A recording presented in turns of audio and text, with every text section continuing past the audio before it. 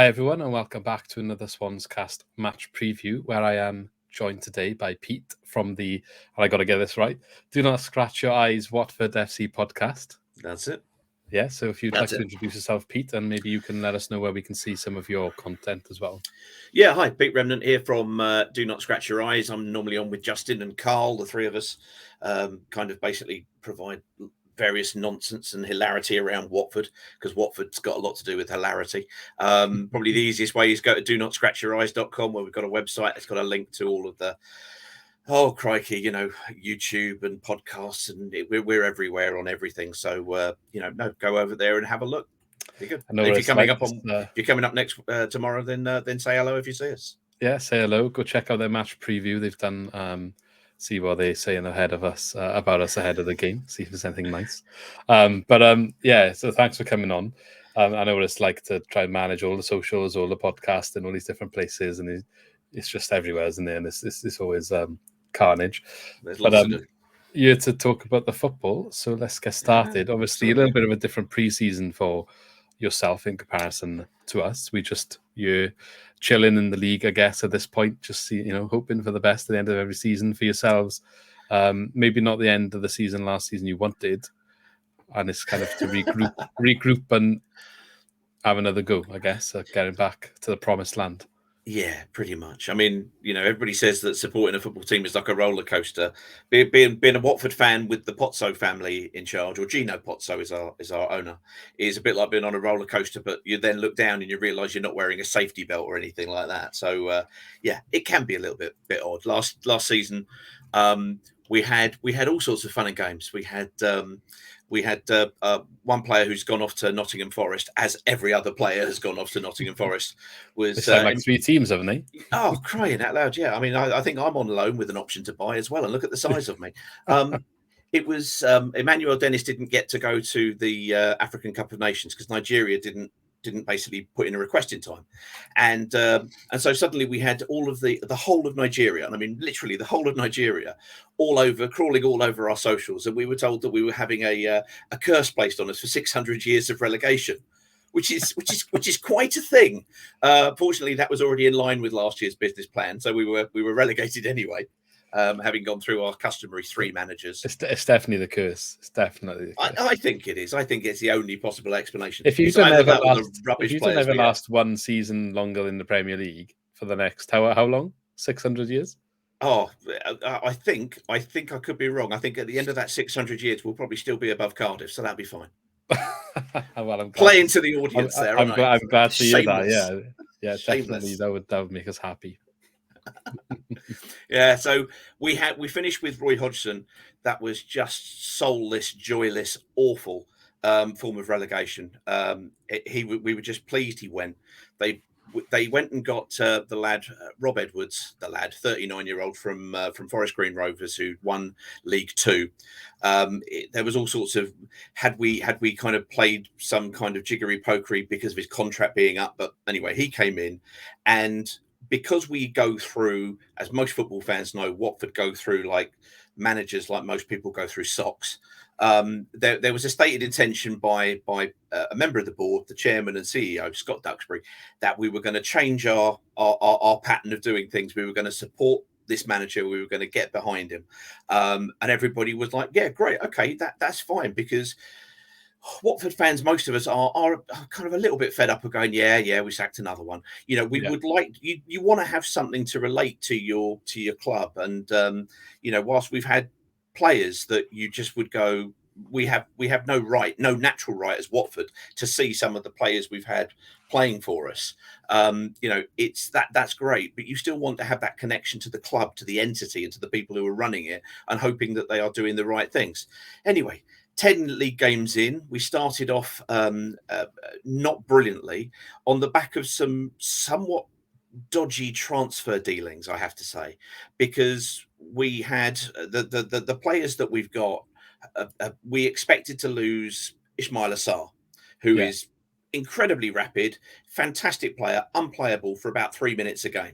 If you could get him to play for the other 87 minutes, he would be devastating. But 3 minutes sometimes is enough. We thought he was going to go. He didn't. We thought at one stage that João Pedro was were on the Newcastle guys twice, but they thought it was all done, and we thought he was going to go. He's a fabulous young player. He might be out injured for tomorrow night, so you might be okay with that one. Yeah. Well, absolutely. So it was. We expected to see some people bought in off of the sales of those guys, because obviously you have to deal with the parachute money dropping off and all of the financial stuff that you get from a relegation from the Premiership. But nothing was. The one thing we were screaming out for out of everything in the squad was a right wing back, because our previous right wing back style player Feminir was going back to Spain. We knew that what we got in wasn't going to work very well, and we knew that Rob Edwards played a 3-4-1-2, which emphasises on the wing backs, and they didn't go and get him one. So for the 10 games that Rob played, he won 3, we drew 5, and he lost 2. Plus, he lost in the League Cup as well, but that was like a second string thing, but still an abject performance. Everything was really out of kilter. There was no fluidity to it. We probably played about 3 good halves over the full 10 games. So the league table was a little bit wonky, so to speak. We were quite, we don't really deserve to be here because we just aren't playing very well. And then in the middle of last week, the old corner flag goes up, which seems to be every football club's kind of signal that we fired another one. Well, it is a Watford anyway. And they fired him, and within 15 minutes, which is practically discourteous. Normally at Watford, we at least give the departing manager half an hour before we tell everybody who's going to be doing it again. But in this case, and we brought in Slaven Bilic.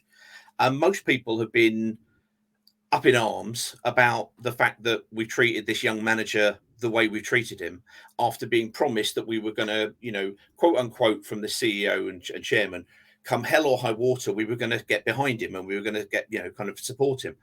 It looks like there's been a bit of a kind of a power struggle at the top of the club between that CEO chairman who wanted to go this way. It's been a hard sell to our Italian owner Gino Pozzo, who's done fabulous things for the club. The ground is lovely. I mean, obviously it's not like a new purpose-built ground like the Liberty, but it's our historical home. We've just celebrated 100 years at Vicarage Road, but it is a modern Premiership ground, albeit 22,000. They've done some fabulous things. We've had some long time playing in the Premiership, and now we are where we are. But the one thing that we want is a level of connection to the club, and for the club to represent us in a way that we feel is right and proper. Also, some views of the finances would be good, because those are always a worry. It seems on you, to be honest, with the finances, but who knows what goes on there. Yeah, absolutely. So Slaven Bilic came in last Monday, and he took a fairly pedestrian-looking squad, and suddenly switched from this 5 at the back, or wing backs, which had seen Rob Edwards play our player of the season last year, left wing back, play him on the right, which completely nullified him. We played Stoke on Sunday. He went to 4 at the back, played a 4-2-3-1, put square pegs in square holes, rather than all season everybody is square peg and in a round hole all over the place. And we absolutely, the result at Stoke didn't flatter us. We got a 4-0 away performance at Stoke. That we started off reasonably okay, pretty well for the first half an hour. We went ahead, but it seemed everything was in, everything was catered for. We were in charge of everything, I think, in terms of that. And the last 15 minutes, we kind of got a bit sloppy, and everything went a little bit to rat. And it was like, right, this is going to be interesting. Yeah. 15 minutes into the second half, and Stoke have basically done what Stoke will do, which is hoy the ball into the box, pressure you, and try and go for set pieces. And of course, we'll get on and talk about Ben Wilmot, obviously, at some point as well. Common name. And then we bought on a player who hasn't been fit all season, having had an operation in the summer, Imran Louza, who may well be the one to watch, because he came on and for half an hour he absolutely ran the show. He was absolutely sublime, and just simply felt like the oil going into an engine. And suddenly we were all over them, and played out kind of a further 3 goals, and it could have been more. So is he one of the new signings, or? No, we signed him the year beforehand. So he was we bought him in from Nantes in northern France, where we get northern France and Belgium seem to be our current agent who's attached to the club, Mogi Bayat, who's another person we don't like very much, but he looks a lot in northern France and Belgium for some reason. Yeah. And we brought him in, and he played for them in this kind of attacking midfield role. But we had lost Will Hughes, who had played at the base of the midfield, and he slotted in there, but took a little while to adjust, hadn't quite got going, but played himself in the second half of the relegation season, and was one of the highlights, if you can have a highlight in a game, in a season where you lose 11 straight home games. He was the highlight. Getting him back and playing him finally in a more advanced position, as I say, square pegs in square holes. Suddenly, Bilic seems to be getting a tune out of everybody. He seems to be getting a lot of movement and running. So the fan base has gone from being heartily discontented from the middle of last week about the fact that this great young hope, Rob Edwards, who does have 15 Welsh caps on his agenda, so there's local interest there, had been treated so abominably. We hadn't even got to, on socials or on anything, talking about Slaven Bilic and what we've got in here. It was that bigger deal, and it cast that much of a cloud over everything. So Sunday came with a level of genuine astonishment and wonder that we took Stoke apart. It's interesting, obviously. Like you say, your manager's got sat. Like, we've had a bit of a tough start of the season, and our fans very much discontent until recently. We've had 3 wins in the last 4, which has changed our season around 9 points. So yeah, we were looking. We were in relegation zone for quite a lot. I know it's early days, but you're always feeling a bit twitchy and uncomfortable. Whereas yourselves, as much as it's not necessarily been consistent, you've been hovering outside the playoffs for much of the season. Is that's right? Yeah. So we won our first game against Sheffield United. I think we got them before, just at the right time, before anything could happen. So that was first game. We got a draw away at West Brom, where West Brom could legally have us arrested for stealing a point from the Hawthorns. It was ludicrous. Yeah, I don't think we made them too happy last weekend either, to be honest. That's don't say that like it's a bad thing. Always a good thing. No, we're happy about it. And it was just nice to see their fans, who were giving us some for the 5 minutes they were leading, walking out. Yeah, they do tend to give it big up there. 5 minutes they give it big for, and it was like, oh, should have done that. Well, it was a typical game for us. Nothing worked. We were lopsided. We were playing 3-4-3 because we got these 3 players, including Emmanuel Dennis at the time. So it's been a question of the head coach has to play them, because otherwise we might not get to sell them. So it hadn't been, he'd had a really sticky wicket to try to kind of do anything on did poor old Rob Edwards, and we feel heartily gutted for the young man, and we hope his career doesn't suffer for it. Most people's career doesn't suffer for having a stint at Watford, because most people now look at it and just go, well, it's Watford, they sack everybody every 2 weeks. Yeah, it just seems like he was quite premature, especially if you're going to say you're going to back him. I feel like the table it's starting to maybe take a bit of shape. Norwich and Sheffield look like they're going to take a bit of scruff of the neck. I'm still not 100% sold on Reading, but everyone else is like, it's open. It's very open. If you go back, I mean, bearing in mind, and people can have an intake of breath when they hear this, we've gone through 17 managers or head coaches in 10 years. I mean, that is crazy. It by any other circumstance, it's crazy. But then you sit down and you have this conversation with people, and you explain that, we had Graham Taylor when you had John Toshak. I'm old enough to remember all of that. I remember all of those heady days. And under Graham Taylor, we had 6 years in the top flight in the 80s. Since we fell out of that, we got up once and then just got pummeled and go back down again, got up and got pummeled and go straight back down again, kicked around the championship, etc. The Pozzos came in, and yes, they've changed everything. And yes, it's been this strange, roller coaster that I described earlier on. But it's worked. I mean, we've had 6 years in the Premiership. Yes, we've had 2 relegations, and we're looking to try to get back up again. It has worked. But what you're now seeing is what always happens with football fans, which is, even when it's kind of, you suddenly realise it's much better than it was a decade and a half ago, and then some, people go, well, what else? What next? How can we go from here? And a lot of people suddenly stop remembering where we were, and people turn around and say, oh, there's a saying goes around between our somewhat split fan base, between those people who are kind of very anti the Pozzos, and those people who are like going, well, and their phrase is, beware what you wish for. Be careful what you wish for. And then the other group, the antis, are now using that as like a sarcastic remark, because like, well, can't we have better? Well, No, you probably can't, because we're a London commuter town, you know, with the 20,000 ground. We have no divine right to be in the Premiership. We really don't. We are where we are because of the Pozzos. So that's there. However, does that mean we want people treated like Rob Edwards has been done? Absolutely not. So it's a real quandary. It's a difficult one, but we have got some real players and some attacking threat if Sunday was anything to go by. That worries me, but yeah, definitely worries me.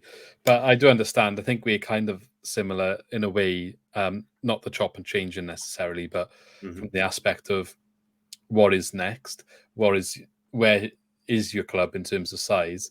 Like our ground's about 20,000 as well. But historically, like Swansea isn't a Premier League team. If you look at the overall history, probably even lucky to be a Championship team overall.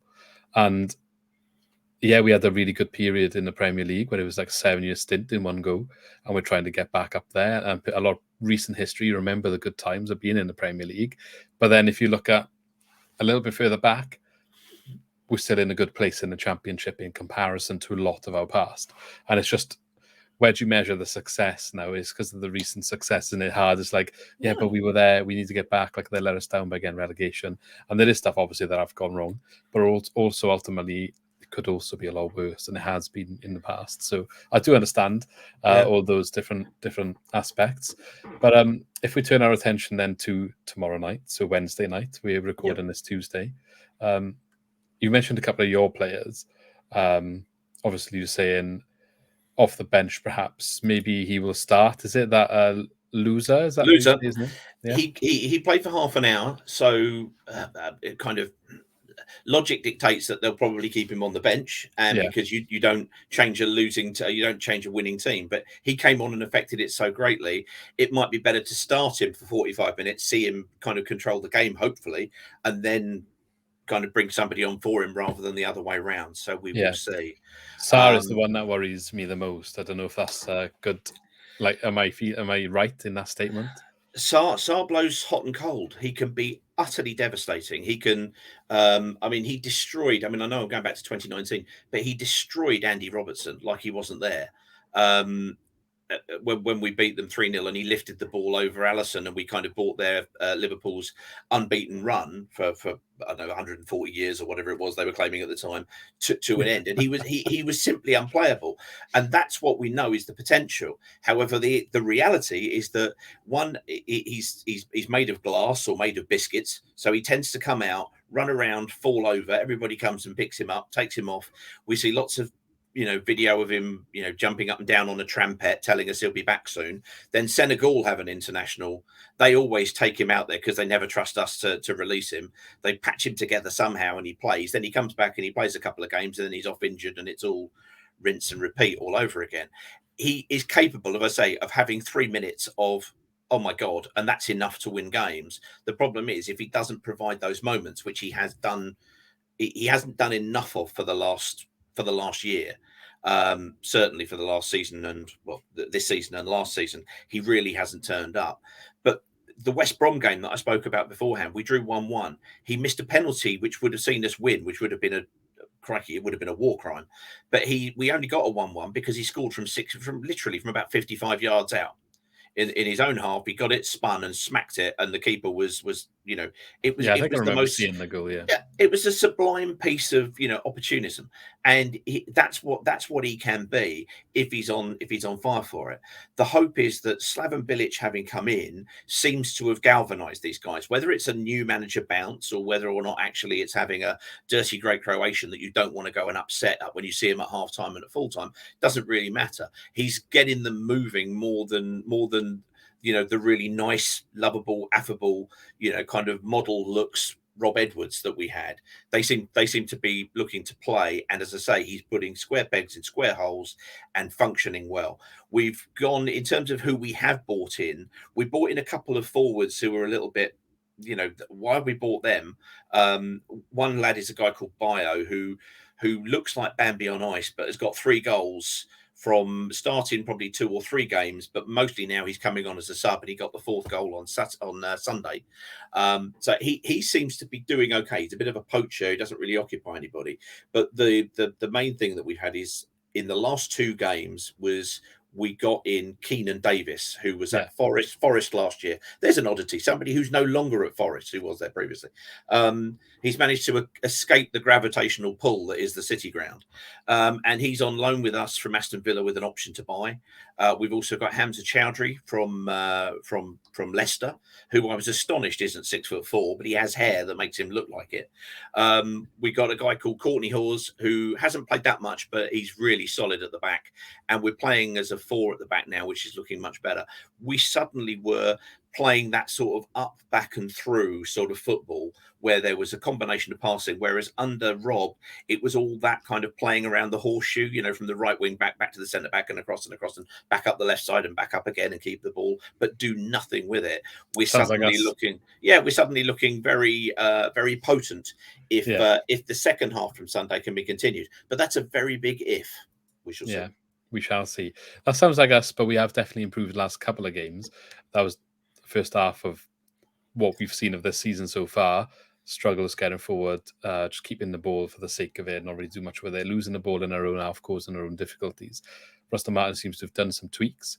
We still did make some mistakes against West Brom to make life difficult for ourselves, but we seem to definitely be able to create more chances, and we're taking more, scoring a few more in the last few games. As I said, getting a couple of wins. So form's definitely increased, especially since the transfer deadline, actually, funnily enough. I see that Pirro's got 4 in the last 6, I think it is. Yeah, and only since transfer window closed, he started scoring. Ah, right. Oh, okay. Because he, mind you, like everybody, he was linked to absolutely everybody. Yeah. But he was mentioned to us as we were looking at forwards at the time. Yeah, but his head was turned, was it? Well, I don't really know. It's either a lot of speculation, and I believe they did talk at the end of last season about a new contract, and his agent brushed it off, like not interested, because of the form he was in, like 20-something goals last season. Everyone's sniffing around. But ultimately, also with the Obafemi interest, he got dropped out of the team because he nearly moved to Burnley. Mm-hmm. So Perot, when they both play, and they were both playing at the start of the season, Perot drops into a deeper, like wide number 10 role. Yeah. He's not as close to the goal. He's a bit deeper. So when Obafemi come out of the team the last couple of games now, he's been in the proper striking role. And I think that's also had an impact on him getting back on the goal scoring sheet and brought his confidence back up a bit, perhaps, or put his head back in the game. So mixture of things. It's definitely a combination of both, I think. But It's good to have him back, although he was quite quiet against West Brom, I will say. He had one opportunity he should have scored. It was a free header kind of in the box and he just glanced wide. If he puts it on target, it goes in all day like he was unmarked. But that's all. The only opportunity he had. We couldn't get him in the game. Okay. So I guess that's something for you guys, like to nullify is keeping him out of the game, because that's ultimately what's going to cause us issues then. Yeah, definitely. How's Joe Allen getting on? Because he was a player I always liked. Yeah. When you had him previously, and even when he was at Liverpool, but I thought it seemed a very odd place for him to go to Stoke. They never felt like natural bedfellows. No, the story behind that is he was trying to come back to us when he went to Stoke, right? And we wouldn't pay up the fee. I believe he was from Liverpool, wasn't it? So I think it was before Euros, the one the Wales got to like the semi-finals. Yeah. So we were going to pay like 12 million or something for him, I think it was. And we didn't pay because we were like, let's hold off for whatever reason, trying to get a better deal, I think. And then he had a really good Euros. And then his value's gone up, and then they wouldn't pay it, basically. So we missed out on him that way, but he wanted to come to us. Like, he was down here, because he's from the area, down here in the summer, desperate to come back. But then Hugh Jenkins, the chairman at the time, didn't want to pay. That's the short version of the story. So he ends up going to Stoke. I think at the time Stoke were trying to have a rebuild and play a different style. They were, the whole like, Tony Pulis is gone, we're going to try and play a little bit more on the floor. So signing someone like Joe Allen was going to help them do it. But know what happens. Don't work. They sack a manager, go back to their roots, and he was there for a while. So eventually he's come back, and he's actually done really well this season. He's we obviously lost Flynn Downs. He went to West Ham, who was a good player for us last year, who we signed from Ipswich. Only lasted a year, but he's definitely meant we've missed him as minimal as we could. But he's injured at the moment, so I don't think he's going to play tomorrow. I think he's still injured. So that's unfortunate for us. So you'll have Fulton in there probably. But I was going to ask you, other than who's banging the mic, other than the two we perhaps already spoke about, is there anyone from the Swansea team that you perhaps get worried about or think could do a bit of damage? I think it's more a question of it, not necessarily the damage, but I know we've looked at Grimes quite admiringly for about 3 or 4 seasons. I mentioned with Loser filling in for where Will Hughes had played, and Will Hughes was basically, it was like somebody had come down to Swansea and gone, why don't we get this left-sided player to do exactly what he's done? So I think we I quite like the look of him, most certainly. He's always kind of given us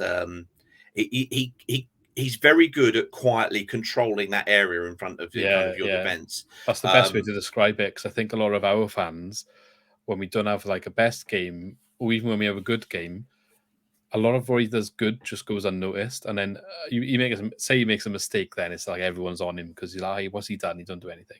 But he does that. He quietly controls the game. It keeps us ticking over. And everyone says backwards, sideways passing, but that's his job.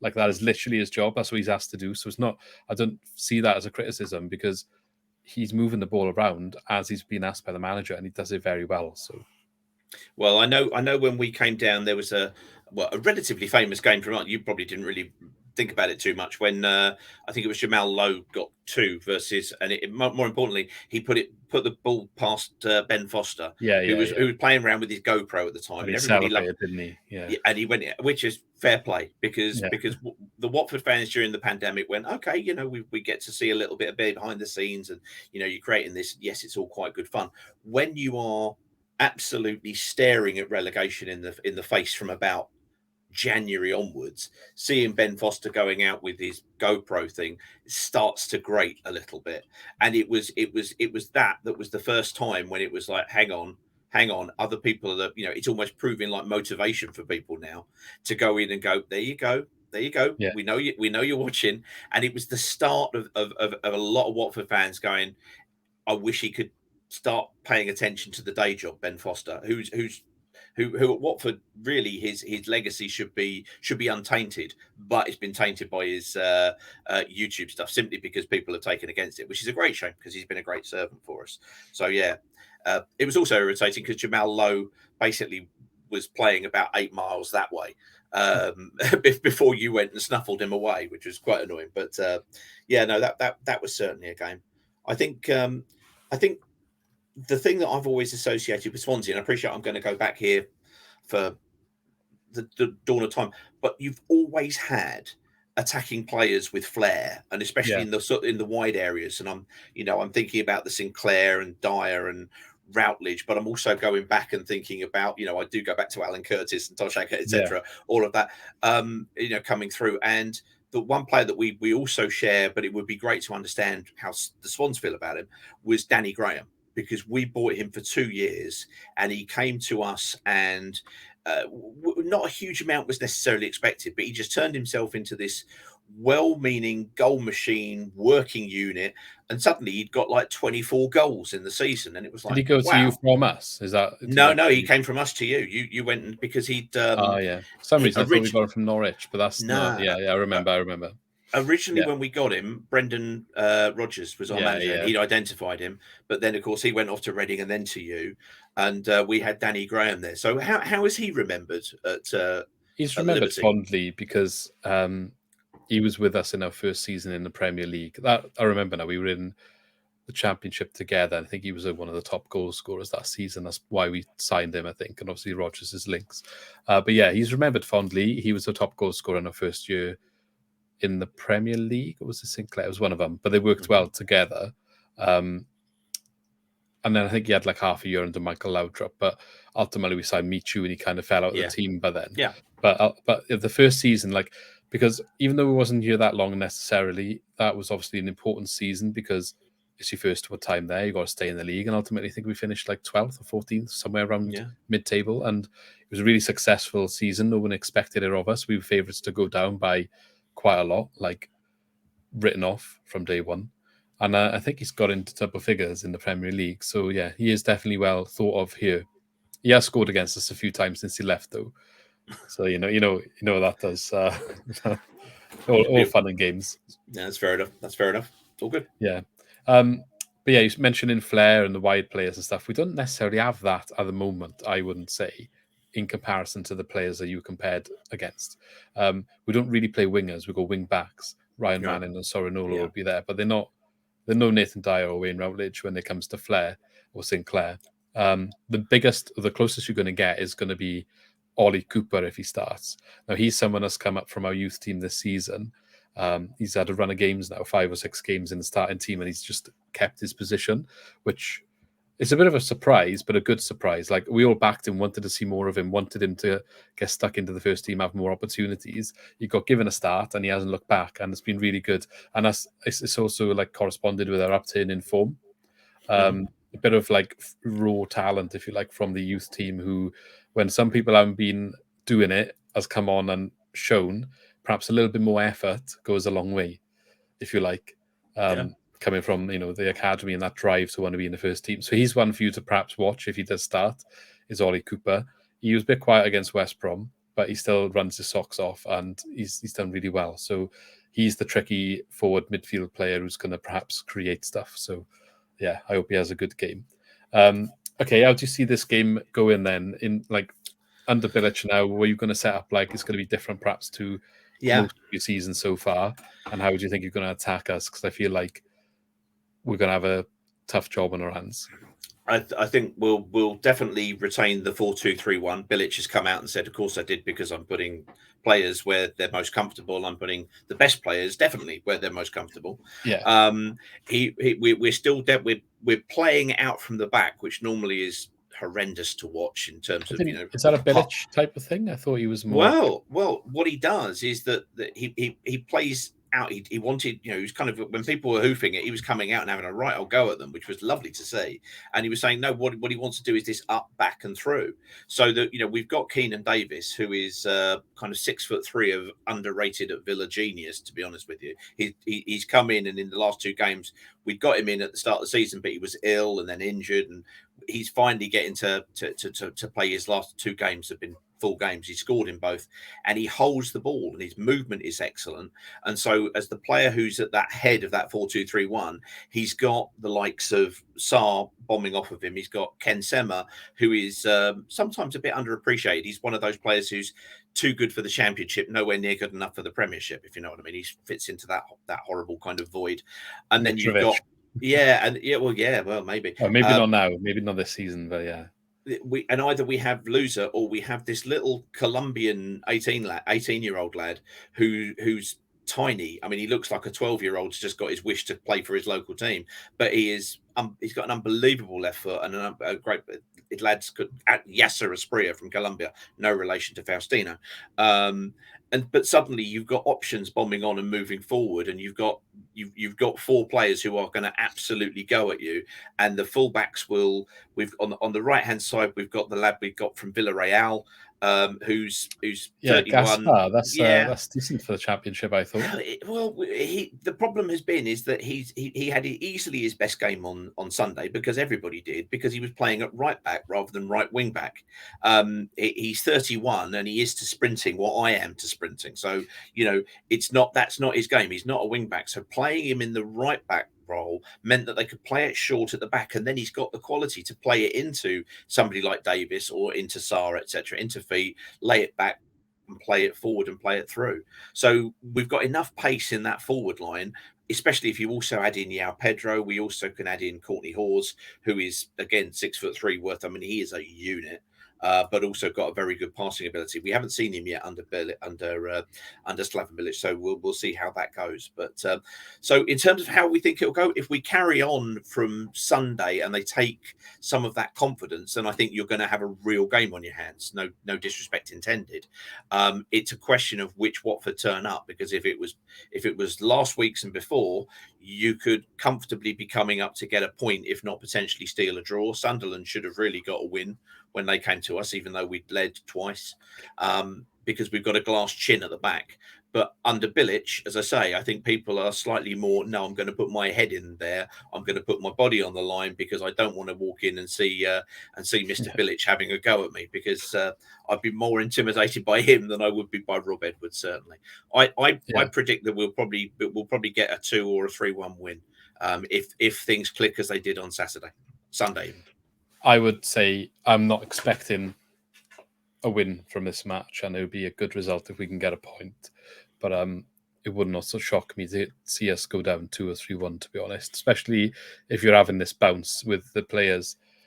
Maybe you're getting out of them, or you should be getting out of them now, because I do think you've got a strong squad. So I would expect that sort of performances from a lot of those names, if you get me. And I just looked up Mario Gaspar because I thought it was the case, but he actually got a couple of caps for Spain as well, hasn't he? Did. So he scoring scored 2 goals. He scored an absolute worldie in 3 caps for Spain because he didn't know what he was doing in the opposition box and probably was having altitude sickness and nosebleeds and all sorts of things. But he scores an absolute worldie. For us, he gets up to the halfway line and it's like a vampire looking at the sunlight coming in, and he won't go any further.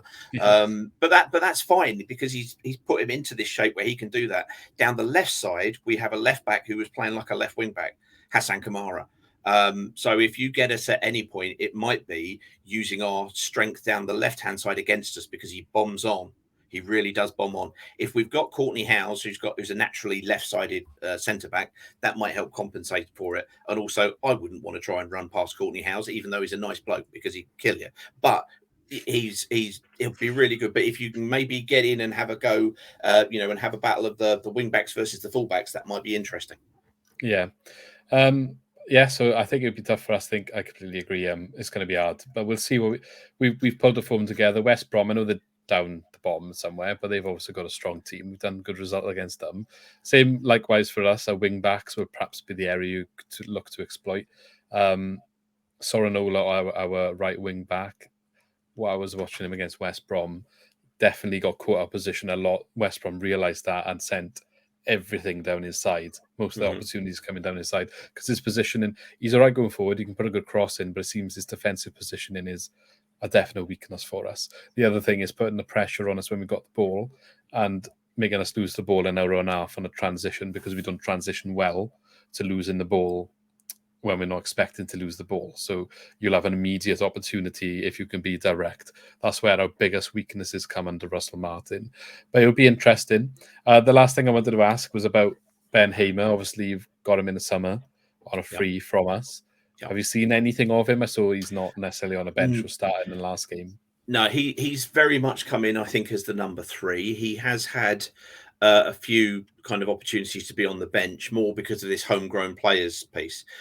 We had signed a goalkeeper back last January, but he came in who is of Nigerian descent, a guy called Okoye, who's only had the one game. It was against Milton Keynes, and he I think he could be a good prospect moving forward. But Dan Backman, who'd been kind of to and fro with Ben Foster over the last couple of seasons, has really claimed the spot himself. So unfortunately, Ben Hamer's not really had too much of an opportunity to get past. But you see all these lovely videos from the training ground of them all being happy and laughing and throwing them around themselves, around the place like goalkeepers do.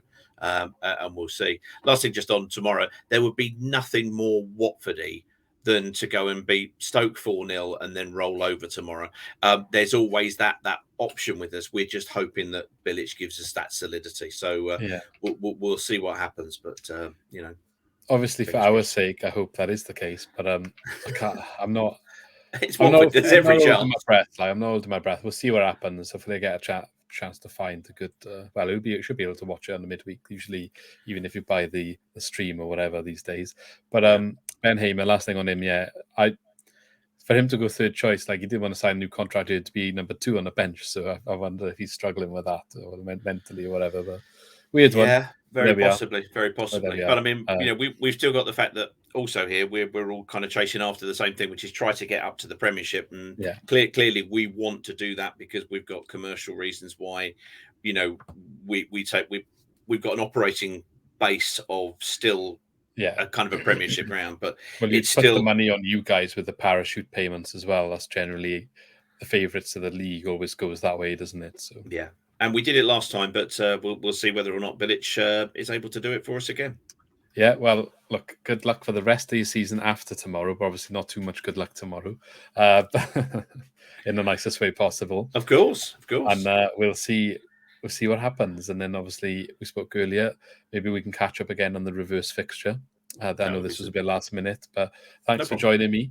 Really good chat. I wasn't expecting it to go 40 minutes, but if it goes longer, like I just want to hear whatever you got to tell me, basically. So I'm happy to hear it all, and it was really interesting. So thank you very much for your contribution. Well, safe travels to all of the Swans travelling up. Hope you get back and that back okay. That's the most important thing. And yeah, go figure. I think the closest I got to your ground was when I went to Harry Potter Studios. Unfortunately, I'm not going tomorrow, so I'll remain the closest. But thank you very much. If you want to remind everyone where they can find your content.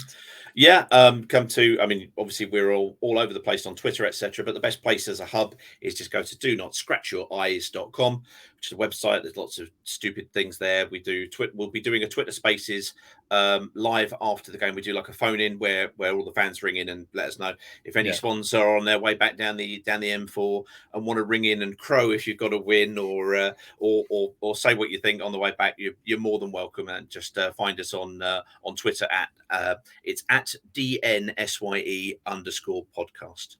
But again, I typed in Watford podcast, and I think you were in like the top couple of searches. So it's hopefully if they forget that, just type in Watford podcast, and you should come up as well. This is true. We're everywhere. We're like a bad smell. Well, there we are. I've never done that Twitter Spaces. I'll have to have a look at that. But thank you very much for joining me. Just getting into stream now. I'll catch up with you before we leave. And hope you enjoyed, guys. Don't forget, as always, subscribe and like the video. Leave a comment down below what you think the score is going to be. And perhaps what you think of Watford's season so far and where you're expecting them to finish. And I shall catch you in the next one. So thank you very much and see you again.